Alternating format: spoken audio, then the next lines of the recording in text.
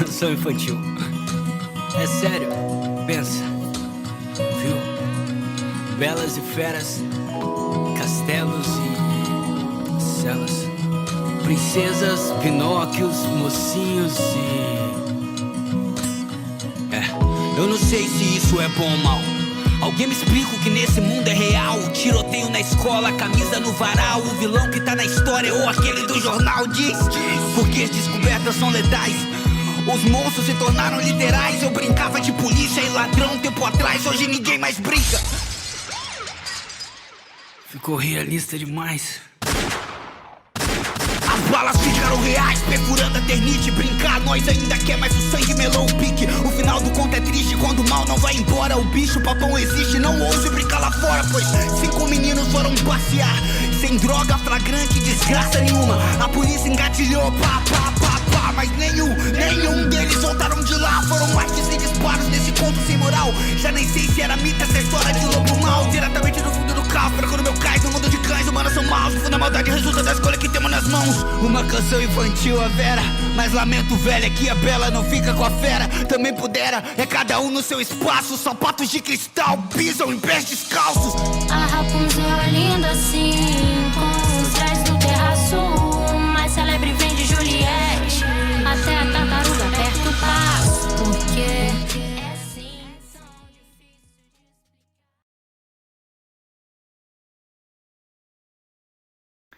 Fala galera, bom dia. Me chamo Antônio Eugênio e vou falar um pouco sobre a parte histórica do racismo.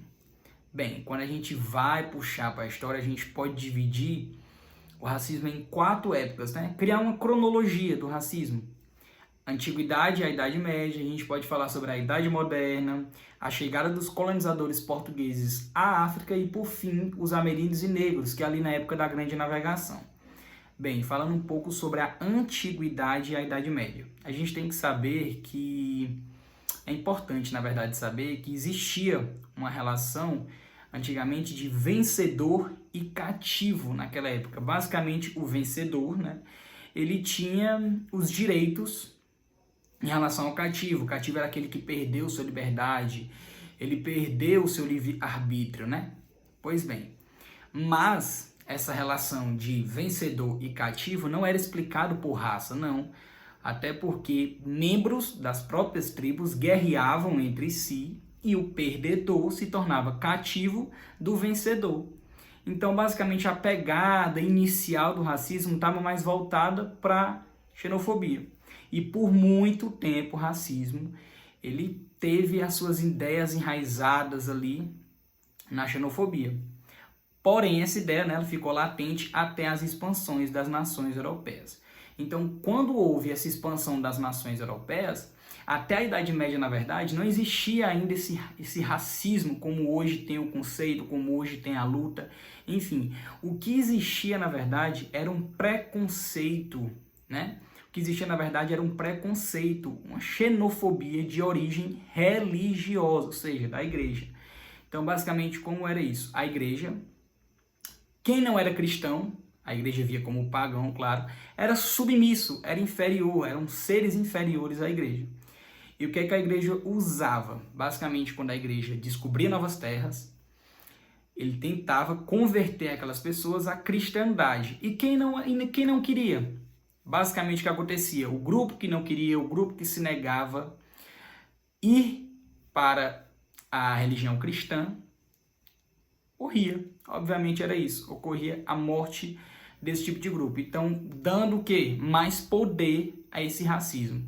Então, de início, é bastante importante a gente saber que o racismo ele era bastante usado para um lado ganhar força e inferiorizar o outro, certo? Pois bem, vamos falar agora sobre a Idade Moderna. Bem, falando um pouco agora sobre a Idade Moderna, a gente, só para se situar no tempo, estamos falando do século XV, certo? Pois bem, de acordo com a tecnologia que foi avançando, a Europa também foi avançando economicamente e tecnologicamente para a conquista de diversos territórios mundo afora. E basicamente o que aconteceu? A Europa ganhando essa força econômica, essa força tecnológica, essa visibilidade, né, fora ali de suas terras, conquistando povos, começou a surgir o quê? Justificativas para o racismo e para a explicação de por que a Europa tinha que dominar tudo. Entre dessas justificativas existia uma que falava que o europeu era uma raça superior. É aí onde entra, né, no primeiro momento de fala, a palavra raça. Então, basicamente, falavam que na Europa existia uma raça superior de seres, certo? E que essa raça, como conta, né, a história da época, era uma raça que era enviada por Deus para dominar aqueles que não serviam a Deus, que não serviam a Cristo, e aqueles que não tinham sua religião própria. Então, novamente, volta aquela ideia lá da antiguidade, da Idade Média, onde usavam o racismo para fixar suas ideias, para dar mais sentido às suas ideias, certo? E submeter o outro a elas. Caso não aceitassem, basicamente, eles iam ser mortos e aconteceu o genocídio. Pois bem, após isso, entra um momento bastante interessante dentro dessa construção histórica do racismo, que é a questão da chegada dos colonizadores portugueses à África. É aí onde entra um pouco, se eu estiver falando o termo errado, peço até desculpa, o racismo, como é que eu posso dizer? Escondido, né? O racismo oculto, que basicamente era o seguinte: quando os portugueses eles chegaram à África, em nenhum momento, os portugueses eles julgaram os africanos por raça e nada. Ao contrário, os portugueses queriam o quê? Fazer negócios com os africanos, certo? Fazer trocas de que vinha de Portugal para trocar com o que tinha na África. E basicamente, o que é que os próprios povos africanos faziam? Pegavam seus povos. Muitas vezes a gente tem que se situar que a África ela tinha muito aquela relação que eu falei lá na Antiguidade e da Idade Média. A ideia do cativo e do vencedor. A África era dividida em tribos. Então, se eu sou da tribo A e eu venci a tribo B, seres que são da tribo B, seres humanos são da tribo B, vão ser usados para eu vender. E essa venda para quem? Para os portugueses. Então, basicamente, existia essa venda de escravos, sim. A gente já sabe, né? A história fala por si só. E essa relação de julgamento de raça não existia do português com o africano, certo? E por último, a gente vai falar sobre o período dos ameríndios e negros, ainda no século XV, falando sobre as grandes navegações. Bem, tendo um foco agora nas grandes navegações, a gente tem que saber que esse movimento ele deu muita possibilidade à Espanha e a Portugal a descobrir os 4 cantos do globo. E basicamente a desculpa, certo, que eles davam para essa expansão que ocorria marítima de maneira absurda, uma expansão muito rápida, era o seguinte: não, a gente está descobrindo novos povos, novas terras, porque a gente quer levar a palavra de Cristo a esse povo que é pagão, que não segue o cristianismo. Mas isso era lorota. Basicamente o que eles faziam era pegar esses povos, dessas terras que eles descobriam, e usava eles como escravo para tirar o quê? A riqueza dessa terra e levar para Portugal, para Espanha, enfim. Falando um pouco agora no Brasil, a gente tem que saber que os escravos negros eles foram tragos aqui para o Brasil. Esses escravos que eu falei ali no momento do comércio que tinha entre o africano e o português, né, foram tragos aqui para o Brasil porque o povo aqui de origem nossa, os ameríndios, eles eram muito, mas muito difíceis de ser escravizados. Então esses negros foram tragos para cá, né, de maioria a origem africana, para trabalhar no engenho de cana-de-açúcar. E aí, para esse movimento de escravização negra ganhar mais força ainda, eles trabalharam 2 justificativas para esse tipo de comércio ter mais visibilidade e ser visto como algo lucrativo, que realmente era. Basicamente, o primeiro ponto que eles trabalharam foi o quê? Os negros trazem doenças, os negros são doentes, a gente tem que usar esse povo mesmo para trabalhar e tudo, até porque no fim eles não vão servir para nada, né? Enfim, só que a maioria das doenças que os africanos pegavam vindo aqui para o Brasil era de origem o quê? Do povo português ali, ou dos seus animais domesticados, né? E a segunda desculpa que eles usaram, basicamente, era o motivo financeiro, certo? Porque o retorno era maior, porque era mais rápido de se conquistar algo, de se construir algo. Até porque a escravização negra foi um tipo de comércio que mais rendeu dinheiro na época colonial. Pois bem, mas isso teve um foco ali mais no século XV. Falando um pouco agora do século XIX, que quando o povo espanhol e o povo germânico começou ali a conquistar a África do Sul, aí que existiu coisa absurda mesmo. Aí que eles começaram a utilizar do racismo mesmo ali, o racismo mesmo como é hoje, certo? Para submeter as ideias europeias. Aí volta aquele papo ali de que a raça europeia era uma raça superior. E se a raça europeia era uma raça superior, basicamente eles trabalhavam a ideia o quê? Que os negros eram uma raça inferior. E eu volto a dizer aquilo que eu disse lá no início, usando do racismo para se autopromover o seu lado e submeter o outro a coisas horrendas. Mas o caso mais extremo que teve desse tipo de racismo foi, sem dúvidas, o apartheid lá na África do Sul, que utilizou das discriminações basicamente sendo uma lei, basicamente dando o poder máximo a esse tipo de discriminação, certo? Falei um pouco aqui da parte histórica, espero que vocês tenham gostado. Passo a voz agora para o meu amigo Augusto para falar um pouco da construção interna desse termo, certo? Abraço, valeu meu povo! Vocês já se perguntaram como uma pessoa se torna racista? Bom, o racismo ele vem a partir do estereótipo. E o nosso cérebro ele cria estereótipos o tempo todo, para pessoas, para bichos, para objetos. E durante nossa evolução, alguns grupos realmente necessitaram desses estereótipos, tanto para sobreviver como para compreender o mundo ao seu redor. A mídia, ela faz uso desse recurso o tempo inteiro, em quadrinhos, novelas, filmes, séries, seja pelo aquele asiático que sabe lutar, pelo aquele vilão russo, aquele vilão que veste preto, e assim por diante. O problema é quando atribuímos valores, atitudes e emoções de alguns comportamentos a um estereótipo que não tem justificativa alguma. E é daí que surge o preconceito. Uma criança ela consegue compreender e preferir um grupo que é mais privilegiado pela sociedade para tentar se encaixar naquele grupo. Mesmo sem ter pais racistas, mesmo que seus pais não façam comentários racistas, tem criança que com 5 a 6 anos de idade está achando que a boneca branca é a mais limpa, é a mais bonita, é mais estilosa que a boneca negra. Isso é normal, isso faz parte do desenvolvimento da criança, observar, compreender e repetir aqueles comportamentos da sociedade ao seu redor. Por isso que o racismo ele é criado dentro da sociedade. Uma sociedade racista cria crianças racistas. Consequentemente, ela cria cidadãos racistas. Por isso é importante conversar com essas crianças que o racismo existe, que existem pessoas que são discriminadas por certos grupos da sociedade. Conversar com as crianças que o racismo existe funciona muito melhor do que tapar os olhos e fingir que o racismo não existe. Porque o racismo é um processo que surge naturalmente. E reconhecer esse racismo é o primeiro passo para combater o mesmo.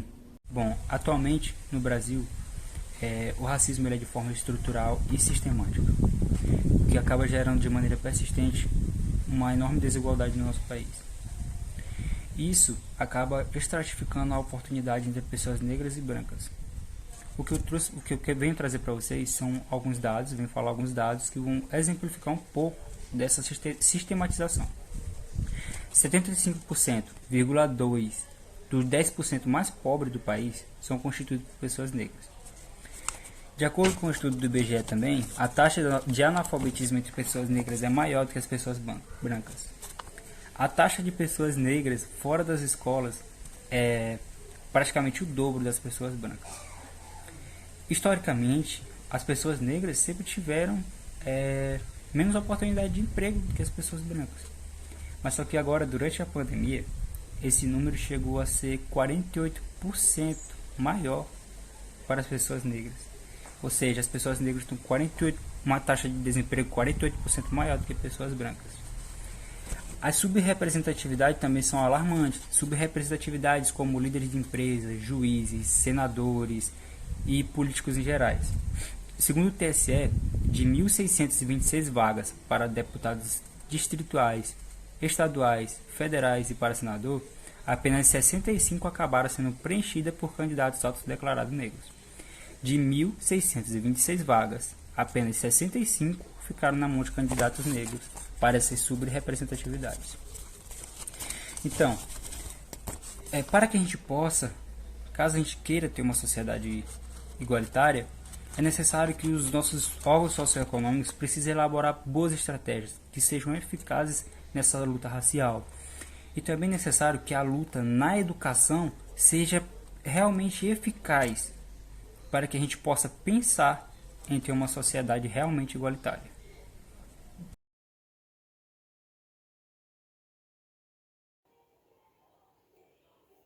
Oi, meu nome é Jocasta, eu tenho 16 anos. Eu sou modelo e hoje eu vou falar um pouquinho da minha aceitação dos meus cachinhos. Tudo começou num evento que teve aqui em Cabeceiras do Piauí, o Excesso de Atitude. Lá foi promovido um evento que as meninas de cabelos cacheados iriam desfilar com as roupas dos patrocinadores. Esse foi idealizado por o Léo, que ele viu a dificuldade das meninas daqui de Cabeceiras para aceitar os seus cabelos. E eu fui uma dessas meninas que tinham dificuldade de aceitar meu cabelo. Então, ali começou minha carreira de modelo e minha aceitação. Claro que lá não foi o momento que eu aceitei, mas como minha carreira de modelo ela vem junto aos meus cachinhos, eu acho que a aceitação dos meus cachinhos, eu posso dizer que foi ali que começou tudo, porque na indústria da moda bem chamado, as meninas de cabelos cacheados são bem chamadas, são as mais muito bem vistas pela indústria de modelos. Mas só que para a sociedade não é, pois muitas pessoas ainda têm um preconceito em questão do nosso cabelo, porque agrega um cabelo cacheado a uma coisa ruim. E todos nós sabemos que cabelo cacheado não é ruim, cabelo cacheado é bom, como qualquer outro tipo de cabelo. Então, o cabelo cacheado tá quebrando paradigmas, ele vem quebrando paradigmas da sociedade, porque somos mulheres e o Brasil tem uma pluralidade de e eu acredito muito na beleza das meninas cacheadas. E eu vou contar um pouquinho de uma história que eu vivenciei de preconceito sobre meus cachinhos. Quando eu era pequena, minha mãe gostava de fazer cachos no meu cabelo, trancinhos no meu cabelo. Só que eu sofri preconceito porque todo mundo me chamava de negão, porque eu usava aquelas trancinhas. Dali veio a insegurança em questão do meu cabelo. Eu sempre achei meu cabelo assim... Não gostava do meu cabelo quando eu era pequena, até porque quando eu era pequena, eu acreditava quando você tinha 10 anos, você tinha que alisar o cabelo. Eu acreditava naquilo, mas com o tempo eu fui vendo e aceitando meus cabelos e vi que não era bem assim, porque foi um padrão que a sociedade me mostrava, que me dizia, olha, quando tu chegar nos 10 anos, tu vai ter que alisar esse cabelo. E eu sou muito feliz por ter aceitado meus cabelos.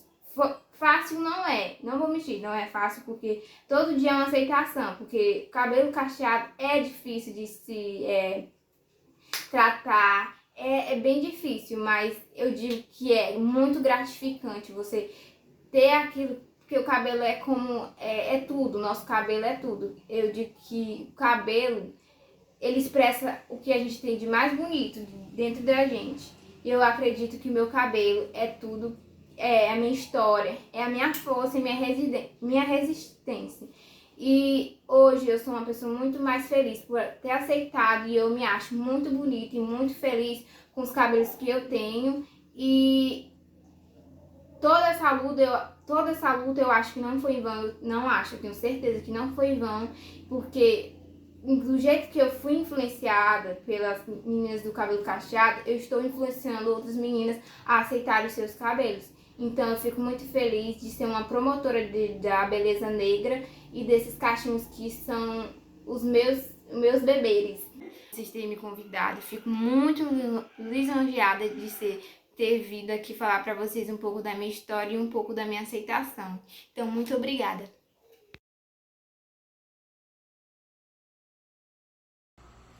A psicologia, como profissão do acolhimento, da escuta e do cuidado, deve estar atenta ao que os efeitos violentos do racismo produzem nas subjetividades negras.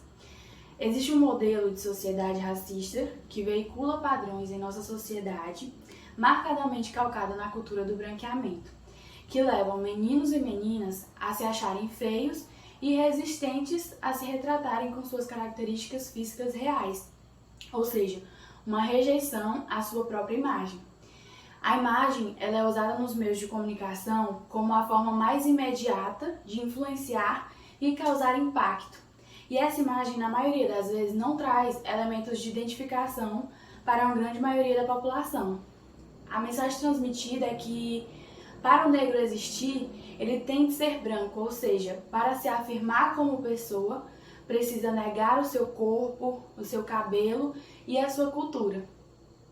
Nossa sociedade, de maneira bastante perversa e, sobretudo, estrutural, coloca o indivíduo negro numa posição subalterna e a todo momento vende a ideia ou a imagem do espaço ao qual a pessoa negra pertence.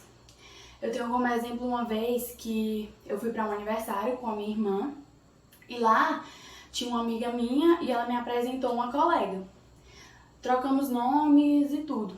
E aí, em um momento, a mãe dessa colega da minha amiga liga para ela e conversa lá e pergunta com quem ela tava. E aí, na roda, ela foi falando o nome de todas as pessoas. Aí, quando ela foi se referir a mim, ela falou, e a empregada da Maria, que a Maria, no caso, é a minha irmã. E aí, naquele momento, eu fiquei meio assim, por que empregada? Ela sabia meu nome, por que ela preferiu se referir à minha pessoa como a empregada? Como se ela tivesse olhado para o meu... Como se as minhas características físicas tivesse entregado para ela a minha profissão, enfim, foi algo que me tocou e que no momento eu não percebi, mas que depois começou a vir na minha cabeça aquela ideia de que poderia ter sido isso, né? A forma como ela olhou para mim e as minhas características físicas. Mas hoje eu consigo lidar bem melhor com isso e hoje eu já consigo perceber e ao mesmo tempo já rebater aquilo. E aí eu percebo que a complexidade do racismo, ela vai além do comportamento manifestado. As experiências de violência racial pelas quais a população negra é submetida todos os dias produzem um sofrimento imensurável e uma ferida que nunca se fecha e que precisa de cuidados. É necessário colocar o racismo em pauta, estudar, compreender seus desdobramentos para que o primeiro impulso de qualquer pessoa não seja anular o sofrimento decorrente do racismo. Porque muitas vezes a pessoa chega manifestando um evento que aconteceu com ela e muitas pessoas diminuem achando que a pessoa está tentando se vitimizar ali porque acha que a questão dela ser negra não justifica aquilo que ela está trazendo, né? Minimizando o sofrimento dela, sendo que só quem passa por isso sabe. E nós, como futuros profissionais da psicologia, precisamos compreender de forma mais ampla e específica como se dão essas relações raciais existentes na sociedade e, principalmente, entender que há um sofrimento psíquico peculiar, sutil e explícito, presente no cotidiano da vida de pessoas negras. Então é preciso trabalhar na perspectiva de transformação da experiência do racismo, na recuperação da autoestima e do reconhecimento de si. O pensamento psicológico ele chega ao Brasil antes da organização da psicologia como profissão. Ele entra principalmente via medicina e via educação. No final do século XIX e começo do século XX, a ideia de raça biológica trazia consigo uma ideia de determinismo e a eugenia, assim como essa raça biológica, eram objeto de estudo da psicologia. Existiriam, então, para esses estudiosos, humanos que seriam superiores e humanos que seriam inferiores a partir dessa construção biológica raça. Aqui no Brasil, nesse primeiro momento, o médico Raimundo Nina Rodrigues estudou essa associação entre as características étnico-raciais e os problemas sociais do povo aqui no Brasil, associando através da psicometria, essa medição que ele fazia de crânio, de maxilar, nariz, testa, usando essas medidas que seriam medidas exatas, que então traria esse peso científico, né, exato ao estudo dele, onde ele fazia isso para justificar o racismo. Ele trazia essas medições e diziam, olha, medições tal de crânio, medições tal de maxilar são mais comuns, pessoas que têm essas medições tendem mais a cometer crimes, a desenvolver loucura e estudos de degenerescência, enfim, era uma forma de justificar o racismo, justificar o preconceito. Nessa época, havia um pensamento, uma política pública no Brasil que queria miscigenar o povo. Raimundo Nina Rodrigues defendia que não, que isso tenderia à degeneração. Então o Brasil estaria fadado ao fracasso caso miscigenasse seu povo, misturasse negros, brancos, indígenas e os imigrantes europeus, asiáticos, enfim. Num segundo momento, essa miscigenação já foi bem vista, a partir de Gilberto Freire, por exemplo, onde eles fizeram estudos que deixaram um pouco de lado essa raça biológica, esse conceito de que a raça era o determinante para uma pessoa, um ser humano, ser inferior ao outro, e passou a focar mais para as culturas. Nessa perspectiva, a cultura era determinante. O porém é que a cultura, nesse caso, para o Gilberto Freire e para outros estudiosos, a cultura sim era inferior ou não, era superior. Então, na verdade, ele só tirou um pouco o foco, mas a cultura em questão era a cultura negra. Então, a cultura negra era uma cultura inferior, a religiosidade negra, tudo do negro, associado ao negro, era visto como prejudicial e inferior. Então, era defendido pelo Gilberto Freire a miscigenação do povo brasileiro, contanto que a proposta fosse embranquecer a população. E a partir desse embranquecimento da população, a cultura negra seria absorvida e apagada. A cultura superior, que era a dos europeus, dos brancos aqui no Brasil, ela seria superior e ela iria anular a cultura negra.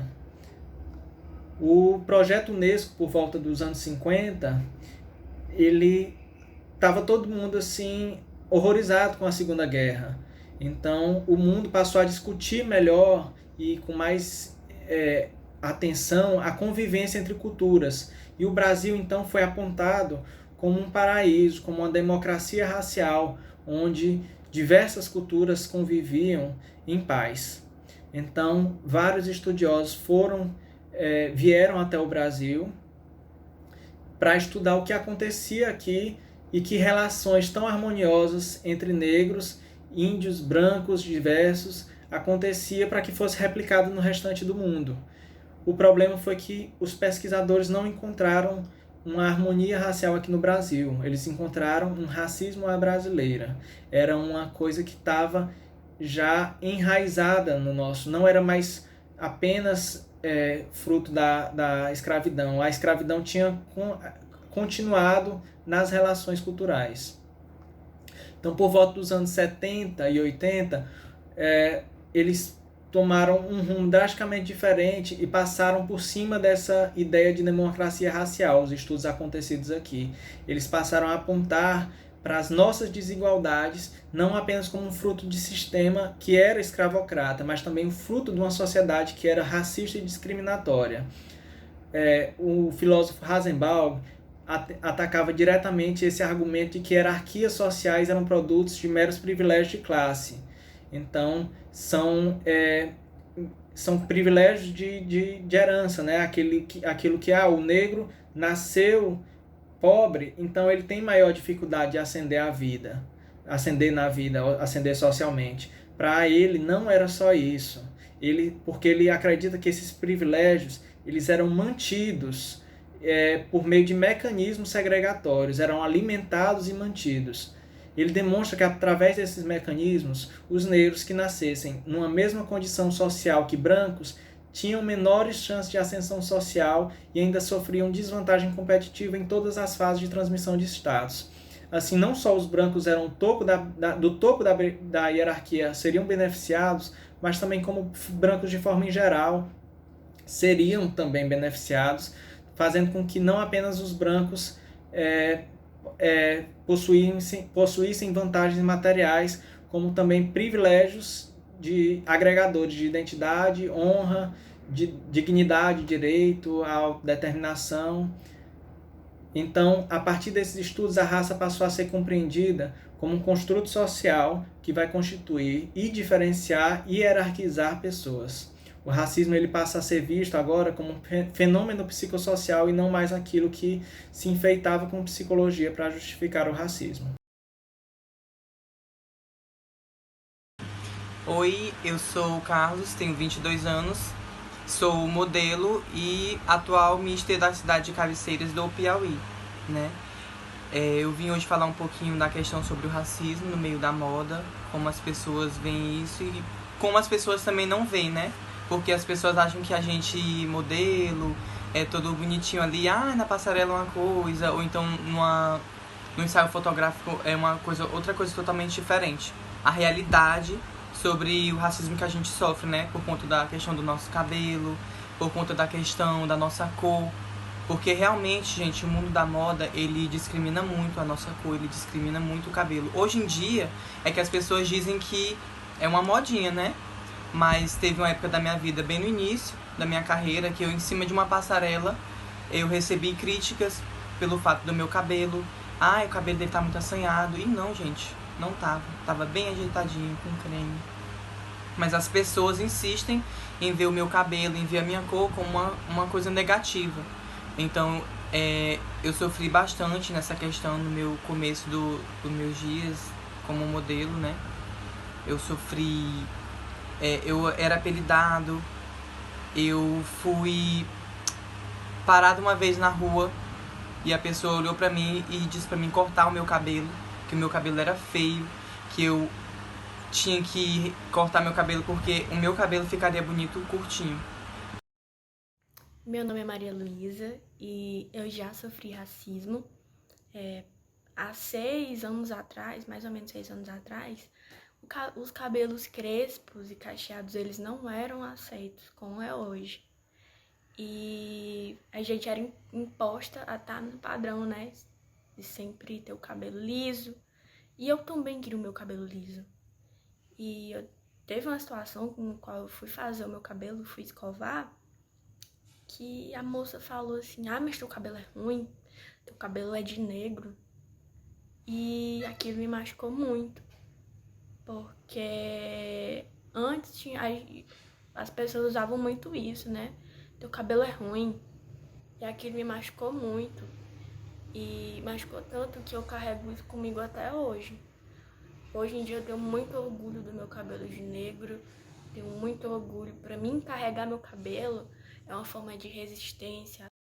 E eu aprendi a amar meu cabelo, aprendi a amar a minha cor, que antes também eu não me aceitava. Queria ser morena, era o termo que eu usava, né? Hoje em dia eu me enxergo como negra, tenho muito orgulho do que eu sou e sempre defendo a causa. Não baixo minha cabeça. Quando eu vejo uma situação de racismo, eu vou lá e falo, não é assim. E sempre participo de movimentos acadêmicos. Na minha escola a gente fazia muito sarau envolvendo a negritude, para que as pessoas, meninas, né, que sofrem com isso, porque ainda existe, né, não acabou, só é mais aceito. Que meninas que sofrem com isso, que aprendam a amar seus cachos, que entendam isso como um símbolo de resistência ao racismo e a esse padrão de que só o liso é bonito. Não, a gente tem que se amar do jeito que é e ter muito orgulho de tudo que a gente já passou e que aqui a gente está aqui até hoje vencendo o racismo. A gente sabe que o racismo no Brasil é velado. É como eu falei, gente, não é fácil. Vai ter críticas, vão criticar, vão te julgar pelo seu cabelo, pela sua cor. Eu mesmo já cheguei a me julgar, alisei meu cabelo, cortava ele bem baixinho, porque eu tinha vergonha, tinha medo das pessoas, do que as pessoas iam falar sobre mim. Então, o que eu digo pra vocês é que se vocês desejam essa vida, se vocês desejam deixar o cabelo crescer, se isso vai te fazer bem, então faça. Porque não foi fácil eu ter me aceitado com o meu cabelo assim, mas eu fui, entreguei e hoje eu tô com o meu cabelo afro, da forma que eu quero.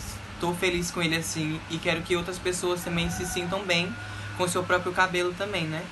Porque, gente, vocês são maravilhosos, vocês não precisam ouvir a crítica de ninguém, ouvir o julgamento de ninguém, ou o que ninguém acha de você. Seja forte e se precisar de qualquer coisa, vamos estar aqui. A Ariadne tá aí pra ajudar vocês também. Um abraço pra vocês, um beijo e é isso. Para o debate, né, e para a adoção de políticas e ações afirmativas que garantissem o direito dessas populações menos favorecidas, né? Até porque o Brasil é um país extremamente diversificado quando se fala da população, né? E tem o maior número de afrodescendentes, né, dentro da sua comunidade, dentro da sua população, e esse grupo ainda se encontra sendo representado nas camadas sociais menos favorecidas.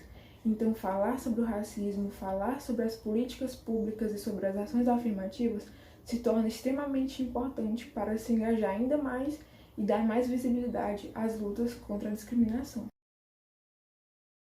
As reivindicações contra o racismo foram determinantes para que o Estado produzisse uma legislação contra essas práticas, podendo exemplificar pelas leis antirracistas e as ações afirmativas.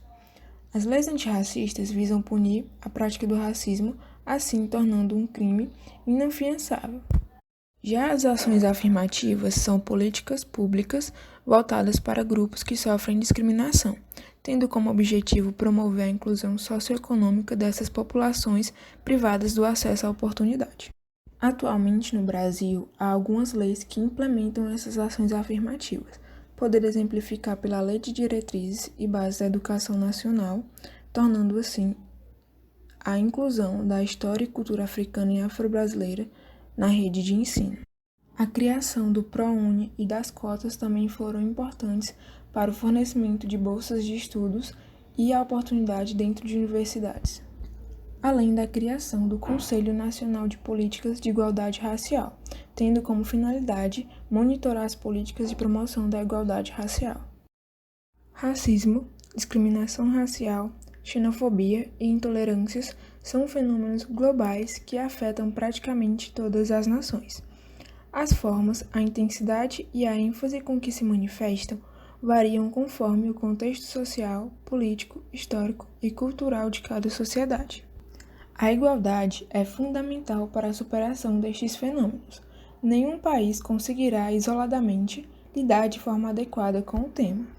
Por isso, torna-se necessário a cooperação, a troca de experiências e o debate constante acerca dessas iniciativas internacionais de promoção de igualdade. Em 2003, o governo criou a Secretaria de Políticas de Promoção da Igualdade Racial, órgão de assessoramento da Presidência da República, com a finalidade de formular, coordenar e articular políticas e programas para a promoção da igualdade e a proteção dos direitos dos grupos raciais e étnicos, com ênfase na população negra. O Plano Nacional de Promoção da Igualdade Racial estabelece a adoção de medidas afirmativas, plano de ação e um modelo de gestão, monitoramento e avaliação das políticas. Cumpre a função de nortear as ações do Estado brasileiro no campo das políticas de promoção da igualdade racial. Dentre as suas principais ações está o Eixo de Trabalho e Desenvolvimento Econômico, que vale destacar o Plano Setorial de Qualificação para Negros e Negras e Afrodescendentes em parceria com o Ministério do Trabalho e Emprego. Seu objetivo é promover o desenvolvimento pessoal e a capacitação profissional de jovens e adultos afrodescendentes, através de cursos de empreendedor individual nas áreas de comércios e serviços. Com o Ministério da Ciência e da Tecnologia, houve a formulação do Programa Institucional de Iniciação Científica, o PIBIC, nas ações afirmativas. Trata-se de um programa que oferece bolsas de iniciação científica a estudantes de universidades públicas que têm um programa de ações afirmativas. O objetivo é ampliar as oportunidades de formação técnico-científica de estudantes negros, assim contribuindo para sua permanência qualificada na vida acadêmica. No eixo saúde, foi instituída a Política Nacional de Saúde Integral da População Negra. O objetivo geral é a redução das desigualdades étnico-raciais entre brancos e negros por meio da atenção às doenças e agravos prevalentes na população negra, bem como do enfrentamento à discriminação racial que determina o acesso e o atendimento diferenciado no cotidiano dos serviços de saúde. No eixo Direitos Humanos e Segurança Pública, destaca-se o projeto Farol, Oportunidade em Ação, voltado a jovens em situação de vulnerabilidade social, em particular negros e negras no âmbito do Programa Nacional de Segurança Pública com Cidadania. Os objetivos do projeto são ressocializar jovens entre 15 e 24 anos por meio de projetos educativos e profissionalizantes de promoção da cidadania e dos direitos humanos, e apoiar ações e atividades de estímulo a trabalhos comunitários articulados com iniciativas do poder público. No eixo Diversidade Cultural, o projeto A Cor da Cultura, já em sua segunda fase, foi desenvolvido pelo CEPIR e parceiros, visando a valorização da cultura afro-brasileira, por meio de programas audiovisuais que servem de material paradidático na implementação das leis de diretrizes e bases da educação, modificada pela Lei 10.639, que estabelece a obrigatoriedade do ensino de história e cultura afro-brasileira e africana. Também nesse eixo, vale notar o projeto Clubes Sociais Negros, de resgate e memória de espaços associativos originados da necessidade de convívio social dos afro-brasileiros de caráter beneficente, recreativo e cultural. No eixo de política internacional, são desenvolvidas ações em conjunto com o Ministério das Relações Exteriores, seja na relação da CEPIR com outros países, com organismos multilaterais e agências de fomento. Essas envolvem trocas de experiência, fortalecimento institucional e formação de lideranças, em especial para a juventude negra e as comunidades negras tradicionais. Nesse sentido, foram estabelecidos mecanismos de intercâmbio e cooperação internacional para a capacitação de quadros para o ensino da história e cultura da África e da diáspora e as outras áreas de interesse. No campo do fortalecimento da participação política da juventude, vale citar o Programa de Capacitação de Jovens Líderes Indígenas e Afrodescendentes da Ibero-América e o Programa de Capacitação de Jovens Líderes Africanos e Afrodescendentes na comunidade nos países de língua portuguesa. No que se refere às comunidades tradicionais, são desenvolvidas iniciativas que visam dar visibilidade à questão em fóruns internacionais e estimular parcerias internacionais para o desenvolvimento local de comunidades tradicionais e comunidades afro-rurais nas Américas e na África. Resultam deste esforço parcerias para a execução dos projetos Quilombolas das Américas, Semente Crioula e outros projetos de cooperação técnica e negociação com Suriname, São Tomé e Príncipe, Guiné-Bissau e Libéria. Já a chamada Lei de Cotas, conhecida também como Lei 2.711, só foi aprovada em 2012. Com ela, todas as instituições de ensino superior federais do país precisaram obrigatoriamente reservar parte de suas vagas para alunos oriundos de escolas públicas de baixa renda, negros, pardos e índios. Dentre os objetivos da criação da lei está o de introduzir e diminuir a desigualdade entre brancos e negros no país, realizando o que é chamado de reparação histórica, principalmente devido à escravidão. Ou seja, ela seria uma forma de realizar a reparação das desigualdades práticas na vida cidadã e das instituições, permitindo a atuação democrática das partes da sociedade em completo respeito às suas diferenças.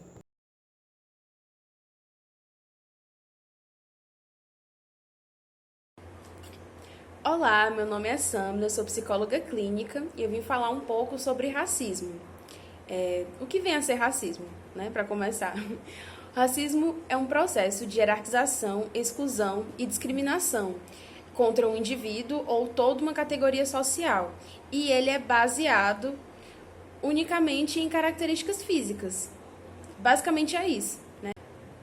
Por exemplo, quando a gente pensa na população negra, né, que ela tem características físicas, né, que é pessoas que têm a pele escura, que têm a boca carnuda, o cabelo crespo, por exemplo, elas são estigmatizadas como pessoas que não pudessem estar em determinados espaços, como se elas não fossem inteligentes, né? O pensamento racista ele se dá dessa forma, mas não unicamente dessa forma. Às vezes o racismo ele não é muito explícito.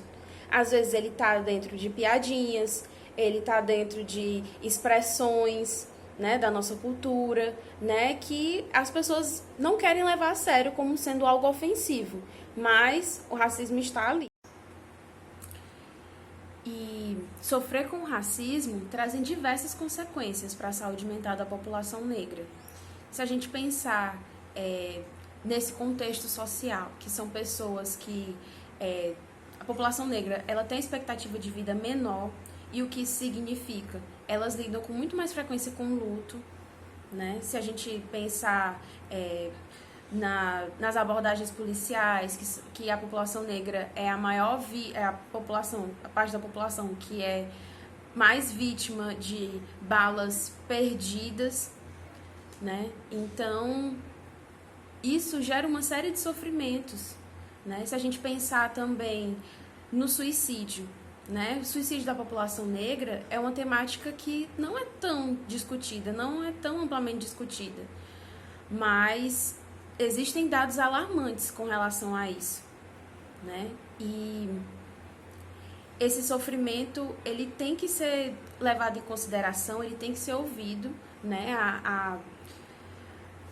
A classe dos psicólogos, né? Dessa rede de atenção, ela tem que levar isso sim em consideração. Assim, uma das coisas mais interessantes e ao mesmo tempo intrigantes de estudar sobre racismo é que quanto mais a gente estuda, mais a gente fica atento aos comportamentos racistas, né, que são amplamente difundidos na nossa sociedade.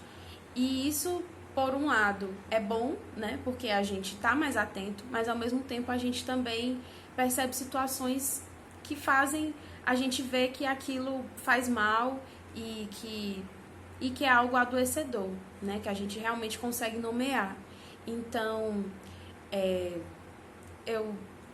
eu já vi muitas situações, seja das pequenas coisas, né, das pequenas piadinhas, né, aí começa a agravar um pouco quando as pessoas, sim, duvidam do seu local, né, de onde você está, né, eu já vivenciei uma situação em que eu estava saindo de um condomínio e perguntaram se eu era empregada / diarista de lá, né, enfim, são coisas que você poderia passar no seu dia a dia e levar tranquilamente, você achar que foi um equívoco, mas aí você começa a questionar quando você tem alguma leitura sobre o tema. Mas por que a pessoa estava falando aquilo? Por que ela pensou nisso? Né? Então, o racismo ele se dá dessa forma. Ele vem em pequenas coisas e aquilo gera um certo desconforto, né?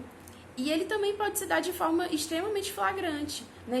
Formas extremamente inquestionáveis, né? Se a gente pensar nesses diversos casos que acontecem, né? No caso do George Floyd, né? Em diversos casos aqui, chacinas, né? Se a gente pensar nos casos que acontecem no Rio de Janeiro, e aqui também, enfim, nem todos são noticiados, nem todos são notícias que viralizam, né? E todas essas situações, infelizmente, elas têm conexões, né? E quanto mais a gente estuda sobre racismo, mais a gente percebe que isso está entranhado na nossa sociedade. O racismo, ele se dá de forma estrutural na nossa sociedade. E o que isso quer dizer? Né? Que a forma como a nossa sociedade se organiza, o racismo está intrinsecamente ligado a ela, né? Coisas que a gente naturaliza, que a gente não percebe, e o racismo está ali, né? Quando a gente pensa na prática clínica, no atendimento clínico individual, muitas vezes a gente pensa que não, a gente está atendendo ali a uma pessoa e aquilo não é uma prática que tem a ver com o racismo. Mas a gente não pode esquecer que a clínica, ela está em volta de diversos contextos da nossa sociedade. Ou seja, a clínica, ela não está isolada, a clínica está inserida na nossa sociedade. E a gente não pode esquecer que no nosso país, na história do nosso país, ocorreram mais de 300 anos de escravidão. No processo de libertação dessas pessoas escravizadas, nada foi feito para inserir essas pessoas na sociedade. E até hoje, a população negra e parda é a que menos tem acesso à educação, é a maioria da população carcerária. E se a gente pensar como que essas pessoas têm acesso, como é que elas conseguem ter uma saúde mental? Como é a saúde mental dessas pessoas? Não tem essa preocupação. Essa preocupação ela não existe. Ela não é... Existir, ela existe, porque existem as políticas do SUS, existe CRAS, existe CREAS, existe CAPS, mas são políticas que, dentro do nosso sistema, não são a prioridade, né? Se a gente pensa na importância e na seriedade que existe dentro da psicologia clínica, né? Então, independentemente se a gente trabalha com pessoas brancas ou pessoas negras, a gente não pode esquecer de pensar na prática, de pensar no racismo, de pensar nas injustiças da nossa sociedade, porque ele está ali nos discursos. Se uma pessoa negra traz discursos que ela escuta brincadeirinhas, mas ela tem dificuldade de nomear, isso acontece com muita frequência, porque a pessoa, ela dentro da sua casa, dentro da sua família, ela não consegue, ela não recebe tanto apoio de que aquilo foi ruim, de que aquilo é racismo. Não, a gente escuta o quê? Foi uma brincadeirinha, ele não fez de propósito, ele não estava, isso não é racismo, ele estava só brincando, isso não é nada. Então, muitas vezes, a gente vai ouvir relatos na clínica que estão ligados ao racismo, mas aquilo não necessariamente foi nomeado. Então, tem que existir essa preocupação de acolher e de dar valor a esse discurso, né? Coisa que, quando a gente não tem essa discussão, que a gente não tem esse interesse em conhecer sobre a área, né, sobre esse sofrimento, né, que é tão presente na maioria da nossa sociedade, na maioria da nossa população, e ele está ali, e a gente não pode ignorar, se a gente quer trabalhar, se a gente quer ser, de fato, bons profissionais para lidar com a saúde mental. Precisamos pensar, debater e refletir sobre expressões e termos racistas. Sutilezas, brincadeiras, piadas, palavras tidas como inofensivas e não mal intencionadas guardam risco de reproduzirem violências simbólicas sobre grupos sociais historicamente oprimidos. Mais de 300 anos de escravismo fizeram parecer normal associar negritude e negatividade, e as palavras possuem enorme importância na produção de sentidos que ocultam ou revelam determinados discursos. Nesse caso, estamos falando da lógica do clareamento, do branqueamento e da associação imprudente de conotações negativas ao que é preto e de conotações positivas ao branco. A exemplo disso, temos a palavra denegrir, que significa tornar negro, e é utilizado para dizer ofender.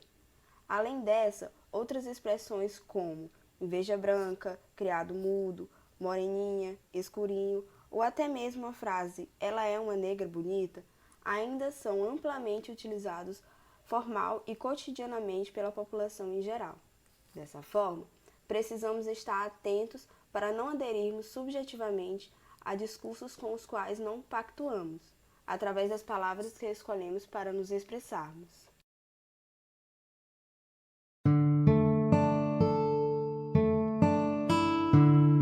Somos todos iguais, mas com peles diferentes. Temos muitos ideais e sentimentos consequentes. ninguém nasce odiando alguns por serem diferentes. Apenas seguimos obedientes ao ambiente. Me diga o que falar de um povo que não almeja a união das cores de vida do mundo em uma só nação. Queria que o mundo gritasse liberdade, pois o amor venceu. Mas já faz séculos e nada aconteceu. Queria que por causa da minha cor eu não tivesse sentenciada à morte. Mas tudo parece apenas uma questão de sorte. Queria que a minha cor não te dissesse o que pensar de mim, pois provavelmente eu seja bom e nem um pouco ruim. Seja amor, seja respeito, seja menos preconceito, seja a liberdade da angústia de muitos sujeitos. E nas palavras de Nelson Mandela eu quero reforçar: ninguém nasce odiando o outro pela cor de pele, ou por sua origem ou sua religião. Para odiar, as pessoas precisam aprender. E se elas aprendem a odiar, podem ser ensinadas a amar.